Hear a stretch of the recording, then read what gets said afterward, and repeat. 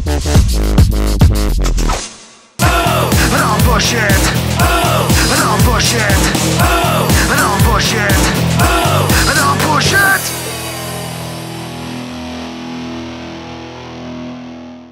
We are here with Jake Cutler from Barnstorm Cycles in Spencer, Massachusetts. Well, I grew up around motorcycles my whole life. My father had motorcycles.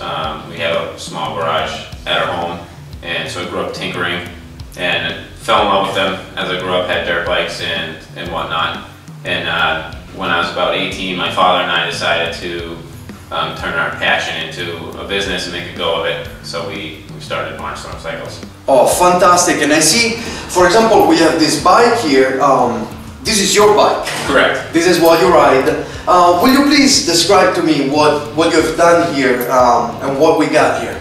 Okay, well basically the power plant in this motorcycle is a 1941 Harley Davidson knucklehead motor. Okay. So the motor's a little over 70 years old. Wow. When I got the motor and the transmission, they were both, well, the motor was completely apart in boxes, had been apart for 16 years. I bought it from a very good friend of mine named Paul.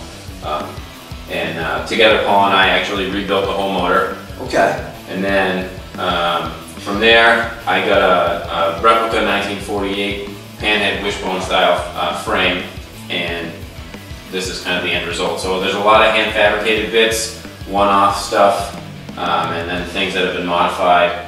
For instance, the gas tank's been made by hand, handlebars, exhaust, fenders and things like that. Start with fender blanks, okay, and then go from there. Yeah. This is actually what I'd call a temporary front end. I have plans to build some kind of modified leaf spring. Okay. But in the meantime, this is a DNA springer that I've modified for a headlight mount and some handlebars, just to kind of switch it up a little bit. Of course.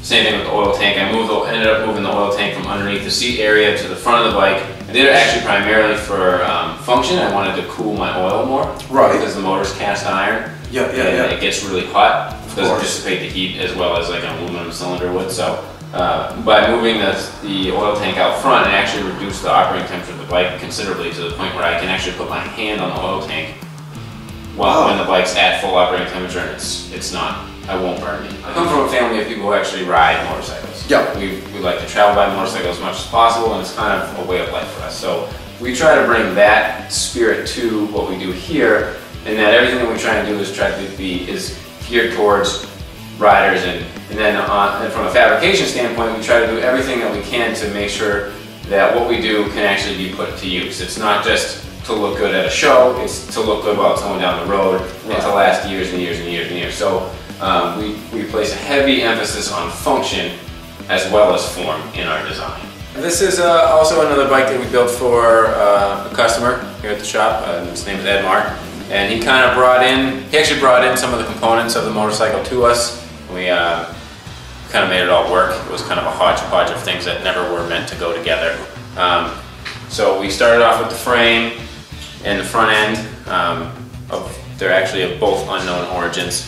And so I had to do a lot of heavy modification to the front end to make it, one, strong enough for the weight of this particular motorcycle, and also to fit the aesthetics of the bike. So all the side plating that you see on the front end, that was all added to both reinforce it and make it kind of fit stylistically with the motorcycle. The leaf spring were a lot longer, shorten those way up to account for the weight of the bike. And I also re-engineered and made new bottom rockers so that the trail of the motorcycle would be correct. Because before, with the rockers that he had brought on there, it had negative trail. It was bad news. So we made that right. Did a couple of weird things with this. It's an air ride suspension system, and it also doubles as the kickstand. So what that means is that when the air is out of the suspension, the frame is resting on the ground, so there's no actual kickstand on the motorcycle. The left side tank is gasoline and the right side tank is oil, which isn't a new idea, but we thought it would be kind of neat for this particular build, and we ran all the lines exposed to just kind of emphasize the function of what's going on, so people kind of glued into it. Basically what he wanted is some kind of low, lean, mean looking, kind of rat rod-ish motorcycle. No paint on there. It's all raw metal. Another interesting thing about this bike is the rear wheel is got a Buell perimeter brake on it. That was another thing that he brought me the components to, and we had to make it work. It didn't really exist until now, so I had to make a bracket for the brake and spacers and mounting and figure it all out. It's got an internal stop, so it's really clean, it's really compact. You don't even really notice it's on there. And what that also does is the brake's on the left-hand side of the bike, so the high side of the motorcycle is super clean and wide open. So, yeah. Alright, Jake, so this is different from the bikes we have seen before because this is an actual full finish, let's say. It's not the steel look, which I love, but this is just to show variety. And you were telling me earlier that this is all being hand fabricated, including the frame, which has been designed by you and built. Correct. We to specs. We have a frame company that we work with who builds frames for us, because in the States you need an MSO with all frames. Yep. So from a titling standpoint, it makes it a lot easier. So we send drawings and measurements and stuff, and they send us a CAD drawing, and then we approve and we go from there. So we're even involved in the frame design from every step of the way, so that's nice. Fantastic. What are some of the features on this bike? The motor is an 1984 shell head motor, which we actually completely rebuilt. And then we had the frame built, designed, and this bike was actually for someone, so we were working kind of with his specifications and his design goals. So we had the frame built, and then from there we built a lot of the components, or modified a lot of the components. The handlebars, we made the handlebars. They're all stainless steel polished with an integrated gauge mount. Yep. The headlight is a side mount bait style headlight, but the headlight ears are stainless steel that we made in-house. Okay. The pipes, the header sections are actually recycled vintage Arlen Ness headers. Okay. And then we made the 2-into-1 collector, and that's all polished stainless.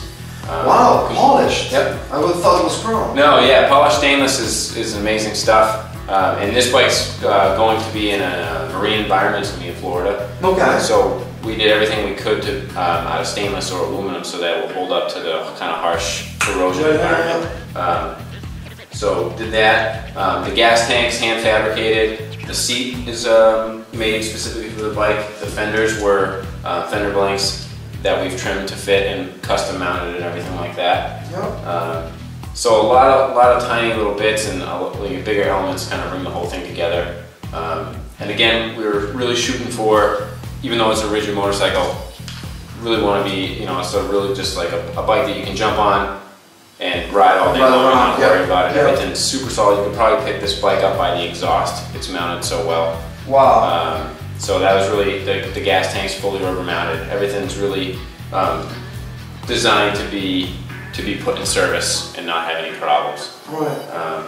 And from the ground up, a full build, so you can really let the imagination run wild and do whatever you want, including the frame, and that's really pretty fantastic. Well, Jake, thank you very much for having us here. Thank you. We'll see you again on Roma Custom Bike. This is Custom Cez reporting from Spencer, Massachusetts.